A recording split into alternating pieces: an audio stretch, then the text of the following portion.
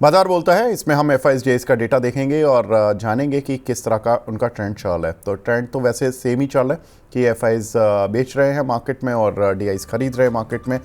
लेकिन 1628 करोड़ की selling FIS की तरफ से देखने के लिए मिली कल के सत्र में और डीआईस ने 1510 करोड़ रुपए का माल खरीदा है। एक बार देख लेते हैं ग्लोबल मार्केट्स के ट्रेंड किस तरह से देखने के लिए मिल रहे हैं, क्योंकि कल अमेरिकन मार्केट्स में अच्छी खरीदारी देखने के लिए मिल रही थी।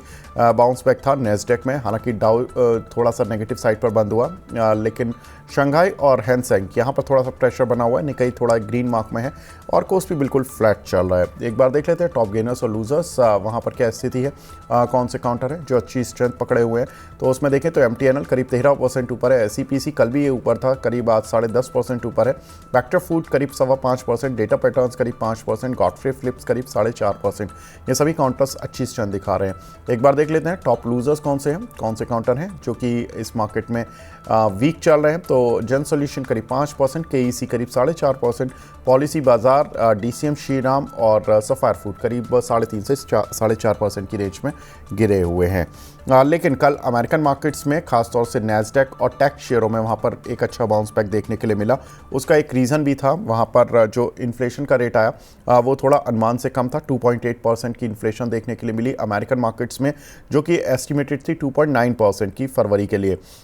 इससे ये एक होप बन गई कि जो टैरिफ का अभी तक इम्पैक्ट है वो उतना ज़्यादा नहीं हुआ है जितना कि मार्केट एक्सपेक्ट कर रहा था। और रेट कट के लेकर भी जो मार्केट पूरी तरह से नेगेटिव साइड पर चला गया था कि अब रेट कट होगा ही नहीं, तो वो उम्मीदें दोबारा से रिवाइव हुई हैं। अविनाश सर, ये टेम्परेरी रिवाइव माना जाएगा, रिवाइवल ऑफ होप्स की इंटरेस्ट रेट कट यूएस में होगा या नहीं होगा? क्योंकि फेड के गवर्नर ने तो बोल दिया कि हम तो जब तक टैरिफ पर क्लैरिटी नहीं हो जाती हम नहीं करेंगे, और टैरिफ पर क्लैरिटी अभी अप्रैल 4 और 2 से पहले कभी मिलने वाली लग नहीं रही है, क्योंकि वो सारे टैरिफ जो हैं वो अप्रैल 2 पर शिफ्ट हो गए हैं। कैसे करना है सर?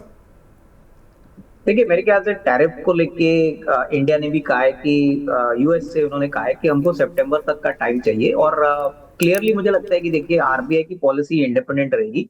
जैसे हमने कहा है कि देखिए पहली बार जब नए गवर्नर साहब आ गए तभी उन्होंने इनिशियली 25 बेसिस पॉइंट का कट अनाउंस किया।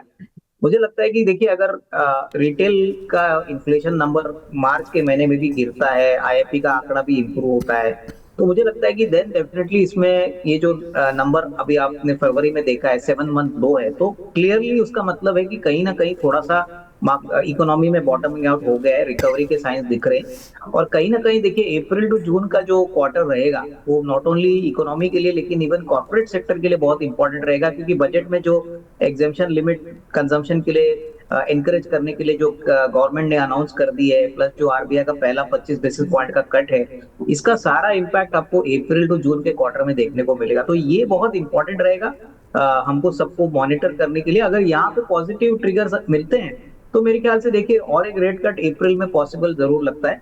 कहीं ना कहीं मुझे लगता है कि साल भर में 50 बेसिस पॉइंट कट और एक्सपेक्टेड है, और ये कब आएगा ये everything depends on how the inflation trend pans out. बिल्कुल। एक और इम्पॉर्टेंट खबर जो कि कनाडा और अमेरिका के बीच में चल रही है कि अमेरिका ने कहा कि हम आप पर टैरिफ लगा रहे हैं स्टील और एल्यूमिनियम के इंपोर्ट पर। जो टैरिफ था वो 25% से बढ़ाकर 50% कर दिया। और कनाडा ने अब कहा कि अमेरिका के 20 बिलियन वैल्यू के गुड्स पर हम टैरिफ लगाएंगे। और यूरोप भी अप्रैल से अमेरिका के गुड्स पर टैरिफ लगाने जा रहा है। कुछ एक डेटा पॉइंट्स देख लेते हैं कि अमेरिका और जो कनाडा है और स्टील एल्यूमिनियम का कितना कारोबार अमेरिका और यूरोप से चलता है। तो ये सारी एक बार डेटा पॉइंट्स देखते जाते हैं। पहले देखते हैं कि जो यूएसए का स्टील इंपोर्ट है वो कितना है, कहाँ से है। तो कनाडा से करीब 6 मिलियन टन का है, ब्राज़ील से करीब 4.1 मिलियन टन का है, मैक्सिको जैसा स्क्रीन पर देख सकते हैं, साउथ कोरिया, वियतनाम और जापान, यहाँ से इतना इतना स्टील इंपोर्ट सालाना यूएस करता है। वहीं एल्यूमिनियम के इंपोर्ट को देख लेते हैं एक बार कि एल्यूमिनियम का इंपोर्ट कितना है। तो कनाडा से हाईएस्ट 3.2 मिलियन टन का है, UAE, China, south Korea, Bahrain, Argentina और इंडिया यहाँ से बहुत ज़्यादा नहीं है, तो इतना इम्पैक्ट नहीं पड़ेगा। तो कनाडा को इसीलिए टारगेट किया जा रहा है क्योंकि वहाँ पर एल्यूमिनियम और स्टील सबसे ज़्यादा इंपोर्ट की जाती है अमेरिका में। साथ ही एक बार देख लेते हैं कि यूएस का इंपोर्ट एग्जैक्टली कनाडा से कितना कितना है, किस किस प्रोडक्ट को में। तो 430 बिलियन डॉलर का इंपोर्ट करता है यूएस कनाडा से, और जिसमें कि ऑयल सबसे ज़्यादा होता है 132 बिलियन डॉलर का, ऑटो प्रोडक्ट्स 26 बिलियन डॉलर के, nuclear reactors and boilers 32 billion के, एल्यूमिनियम प्लस स्टील करीब 20 बिलियन डॉलर की और प्लास्टिक करीब 14 बिलियन डॉलर की रहती है। अब कुछ एक इंडियन कंपनीज हैं जो कि कनाडा में वर्क करती हैं। अब कनाडा के साथ ज़्यादा इनका हीट चल रहा है अमेरिका का, तो इसलिए कुछ एक कंपनीज का हमने एक्सपोजर भी देखा कि कौन सी कंपनीज हैं, कितना एक्सपोजर है उनका कनाडा में। तो प्राइम फोकस 65% अपना रेवेन्यू कनाडा से अर्न करती है, हाईटेक गेयर करीब 28%, हिंदुजा ग्लोबल 12%, डायनामिक टैक करीब 10%, अवंती फीड्स करीब 9%, एक्सिस किट्स करीब 5%, क्वेस्कॉप करीब 2%, पटेल एयर टेम्प और कोपरान करीब इनके 1.25 से 1.5% के रेवेन्यूज़ हैं। अविनाश सर, ये जो कंपनियां हैं जो कि कनाडा में वर्क करती हैं, इंडियन कंपनीज, इनको डरने घबराने की ज़रूरत तो नहीं है, क्योंकि इतना बड़ा इनका जो ट्रेड है वो अमेरिका से ही होता आ रहा था, 430 बिलियन डॉलर का। पहले तो मैं यही जानना चाहूँगा कि स्टील और एल्यूमिनियम पर आपका व्यू, जो अमेरिका और कनाडा के बीच में इस समय टेंशन चल रही है, उसका क्या ग्लोबल इम्पैक्ट होगा, और दूसरा हमारी कंपनीज पर क्या इम्पैक्ट पड़ेगा जो कनाडा में वर्क कर रही हैं। देखिए, मेरे ख्याल से विवेक, डायरेक्ट इम्पैक्ट तो कंपनीज पे कितना आएगा ये कहना थोड़ा मुश्किल है, लेकिन एक बात तो है, जब भी कोई भी कंट्री टैरिफ बढ़ाती है या अनाउंस करती है, तो एक सिंपल बात है कि वो कमोडिटी या प्रोडक्ट का प्राइस बढ़ जाता है, जो कहीं ना कहीं किसी को पास थ्रू करना होता है। तो ये दिक्कत रहेगी, क्योंकि प्राइस बढ़ेंगे तो डिमांड में थोड़ा सा असर आ सकता है, और यही सबसे बड़ा प्रॉब्लम है, क्योंकि यूएस भी काफी मात्रा में प्रोडक्ट्स इंपोर्ट करती है। तो कहीं ना कहीं अगर वो महंगे हो गए तो इन्फ्लेशन बढ़ जाएगा, इन्फ्लेशन बढ़ जाएगा तो इंटरेस्ट रेट्स कटाई नहीं आएगी। तो ये एक विशेष साइकिल है, और अभी तो रिपोर्ट्स ऐसे भी आ रहे हैं कि शायद यूएस में भी एक रिसेशन आए। तो मुझे लगता है कि इमीडिएटली तो जो कनाडा ने अनाउंस कर दिया है या यूएस ने कनाडा के ऊपर अनाउंस किया है स्टील के ऊपर, इसका असर ये होगा कि जो कॉस्ट ऑफ प्रोडक्शन है वो बढ़ जाएगा। और रही बात इंडियन कंपनीज जो एक्सपोर्ट करती है, देखिए अल्टीमेटली इंडिया की तरफ कनाडा ने कोई कदम तो उठाया नहीं है, लेकिन अगर कमोडिटी प्राइसेस बढ़ते हैं तो ऑब्वियसली उसका असर उनके प्राइसिंग पे आएगा, और इन कंपनीज को थोड़ा सा मार्जिन प्रेशर शायद शॉर्ट टर्म में भुगतना पड़े। तो मुझे लगता है कि एक दो क्वार्टर आपको वेट करना पड़ेगा, तब उसको नंबर्स में आप ज्यादातर इवेल्युएट कर पाओगे, क्योंकि अप्रैल 2 से ये टैरिफ शुरू हो रहे हैं। उसके बाद पहले क्वार्टर में कैसे परफॉर्मेंसेस इन कंपनीज के आएंगे, उसके बाद सेकंड क्वार्टर कैसे रहेगा। ट्रम्प साहब का जिस प्रकार से टैरिफ के ऊपर जो मसला है, वो कंटिन्यूसली कुछ ना कुछ अभी अनाउंस कर रहे हैं। तो सितंबर तक मेरा ख्याल है कि थिंग्स शुड सेटल डाउन, और तभी अभी हमको लगेगा कि कितना डैमेज इंडियन कंपनीज को होने वाला है, ओवरऑल इन प्रोडक्ट्स और कमोडिटीज पे कितना होगा। तो तब तक मेरे ख्याल से ये कहना मुश्किल है कि एग्जैक्ट कितना होगा, बट डेफिनेटली टैरिफ नेगेटिव है, और ये कंपनीज के कॉस्ट ऑफ प्रोडक्शन को बढ़ा देगा। बिल्कुल। तो यहाँ पर जो अमेरिकन जो कनाडा में कंपनीज़ हैं उन पर इम्पैक्ट पड़ेगा, लेकिन किस पर डायरेक्टली कितना पड़ेगा वो थोड़ा सा देखने वाली बात है। हालांकि ये जो कंपनीज़ हैं, ज़्यादातर ये कंपनीज़ स्टील या एल्यूमिनियम से कोई भी जुड़ी हुई नहीं है, लेकिन जब एक देश की इकोनॉमी में ही थोड़ा सा प्रॉब्लम आ जाता है तो कहीं ना कहीं इनडायरेक्ट इम्पैक्ट, जैसा कि सर बता रहे हैं, वो ज़रूर आता है। और यूएसए का जो मेन बिजनेस है वो स्टील जो इंपोर्ट करते हैं उसमें तो कनाडा नंबर 1 पर है, एल्यूमिनियम में भी कनाडा नंबर 1 है। तो जाहिर सी बात है कि डोनाल्ड ट्रंप थोड़ा सा उनको परेशान करने की कोशिश कर रहे हैं। लेकिन सर, यूएस के साथ एक और बड़ी प्रॉब्लम हो गई है, और वो शायद इंडियन कंपनीज़ के लिए अपॉर्चुनिटी बनेगी या नहीं, ये आप बताइएगा।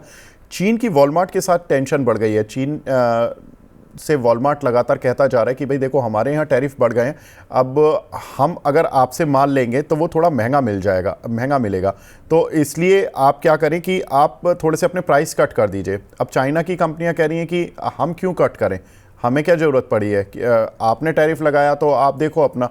तो अब ये थोड़ा सा वॉर बढ़ता जा रहा है उन दोनों के बीच में। लेकिन सर, क्या ये इंडियन टेक्सटाइल कंपनीज के लिए मौके होंगे? क्या वॉलमार्ट हमारी कंपनी से आकर बात करेगा कि आप हमें माल दे दीजिए? लाइक वेल्सपन लिविंग है, ट्राइडेंट है, फिलाटेक्स है, और बहुत सारी कंपनियां हैं, गोकुल दास एक्सपोर्ट, सेंचुरी टेक्सटाइल, ये सभी यूएस में इनका कुछ ना कुछ एक्सपोजर है। तो इन कंपनीज को कुछ बेनिफिट मिल सकता है? नहीं, बिल्कुल विवेक, देखिए हर कंट्री की अभी प्राइसिंग देखी जाएगी टैरिफ्स के बाद, और होपफुली अगर इंडिया को ज्यादा टैरिफ लगता नहीं है तो फाइनली वो कमोडिटी है, तो वो अगर कोई इंडियन कंपनी उसको सस्ते में बेचने का प्रपोजल देती है या पॉसिबिलिटी देती है, तो कहीं ना कहीं डेफिनेटली काफी बिजनेस जो चाइना को मिलने वाला था वो शायद इंडिया को मिलेगा। और ये अभी हमको वही कहना है कि आपको मिनिमम 3-6 महीना तो वेट करना पड़ेगा, क्योंकि किस प्रकार से ट्रेड बदलता है, ट्रेड कहाँ से किधर कंट्रीज इंपोर्ट करते हैं, ये आपको शायद 1-2 क्वार्टर्स में उसकी विजिबिलिटी ट्रेंड देखने को मिलेगी। तो डेफिनेटली आपने जो कहा वो सही है कि इंडियन कंपनीज को ज़रूर फ़ायदा होगा, लेकिन मेरे ख्याल से सितंबर के बाद पिक्चर थोड़ा क्लियर होगा। आगे बढ़ते हैं अगली खबर पर। यूक्रेन 30 दिन के लिए सीज फायर यानी कि युद्ध विराम के लिए तैयार हो गया है और रूस को भी युद्ध विराम पर फैसला लेना होगा। अविनाश सर, काफ़ी दिन से सुन रहे हैं युद्ध विराम हो रहा है, युद्ध विराम हो रहा है, लेकिन बड़ा युद्ध है तो शायद टाइम भी बड़ा ही ले रहा है। अब क्या लग रहा है सर, ये युद्ध विराम होगा तो किसको फ़ायदा होगा? आई थिंक विवेक, देखिए 2 साल के ऊपर से ये युद्ध चल रहा है। मेरे ख्याल से एटलीस्ट उन्होंने ये बात तो कही है कि वो युद्ध रोकना चाहते हैं। अगर रशिया भी सीज फायर अनाउंस करता है तो ये अच्छी बात है। देखिए मार्केट्स को कहीं ना कहीं एक पीसफुल सोल्यूशन अगर निकलता है तो वो डेफिनेटली सेंटिमेंटली पॉजिटिव रहेगा।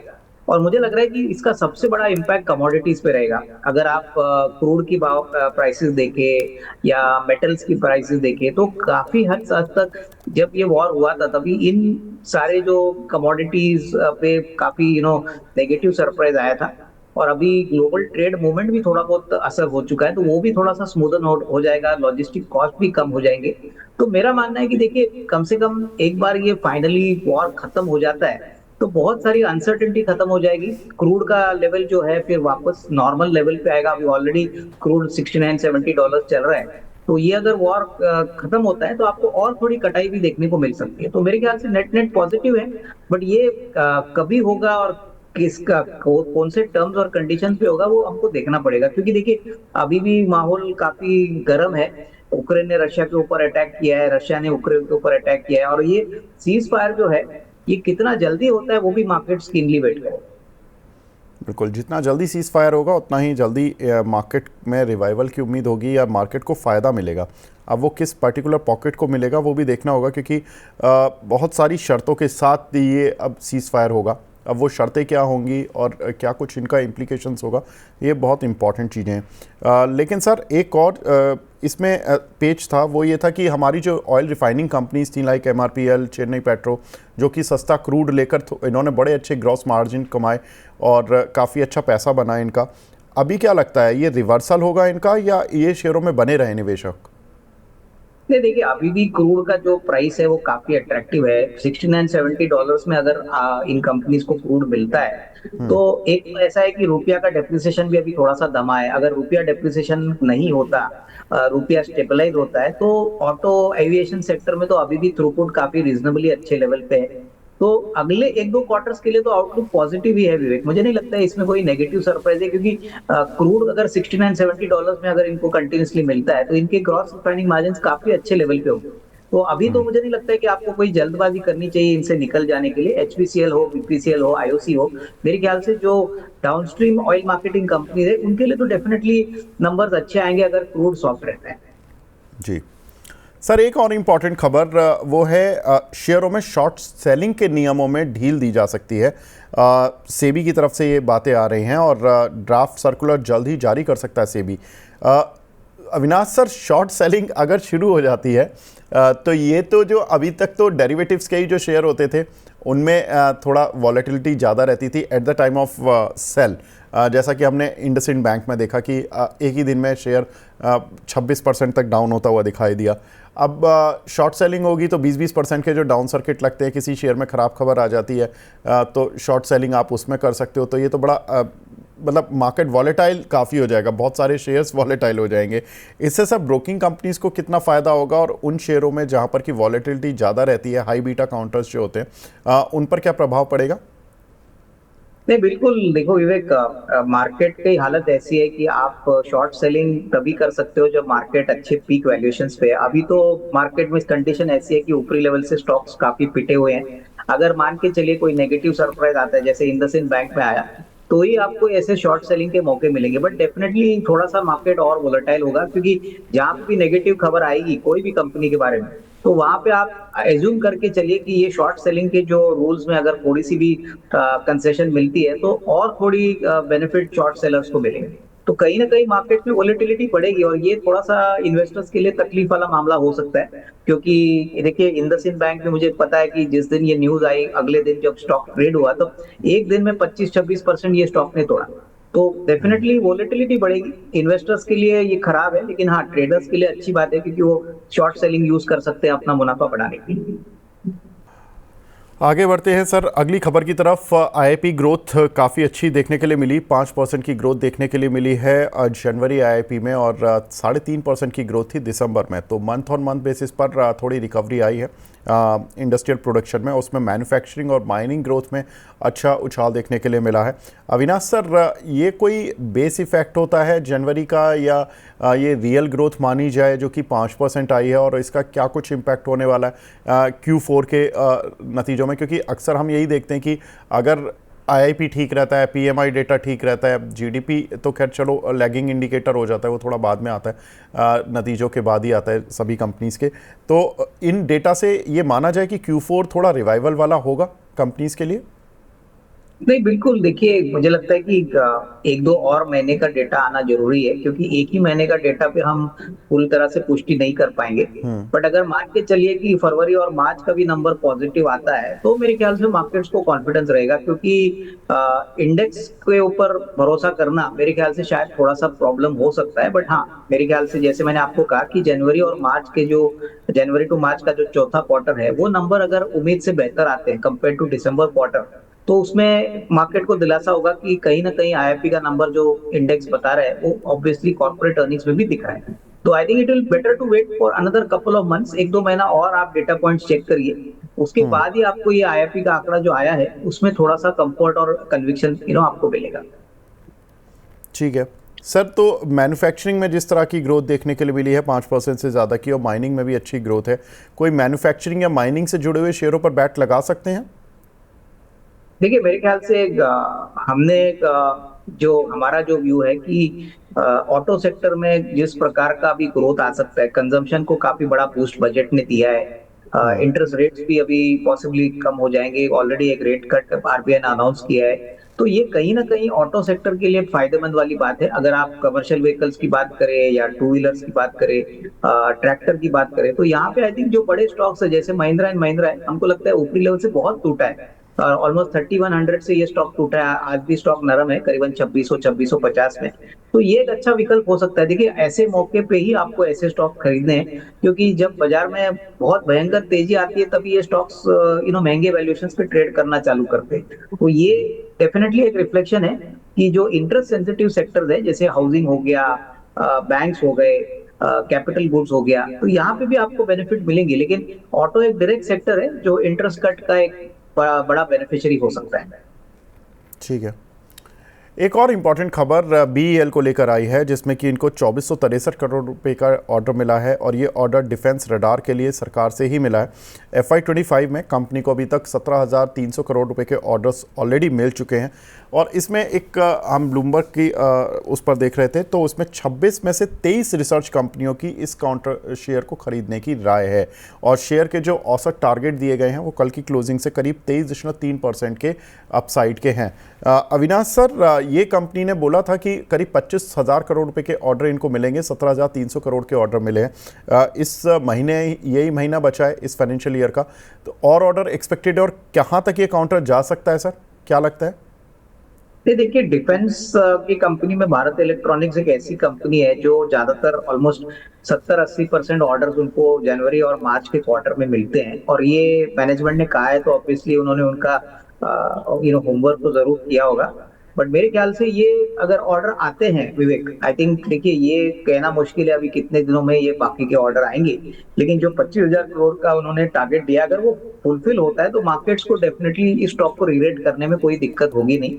बट हाँ, एक बात मैं बता दूं कि देखिए इतनी तेजी इन डिफेंस स्टॉक्स में हो चुकी है कि अभी आने वाले कम से कम 6 to 12 मंथ्स में आपको थोड़ा सा टाइम इन स्टॉक्स को देना पड़ेगा, क्योंकि ऊपरी लेवल पे काफी लोग इन स्टॉक्स में फंसे हुए हैं। बीईएल फंडामेंटली बहुत अच्छी कंपनी है, बिल्कुल कर्जा मुक्त कंपनी है, बहुत अच्छी ऑर्डर बुक है, जो डिफेंस का जो इनका प्रोडक्ट प्रोफाइल है वो भी बहुत सॉलिड है।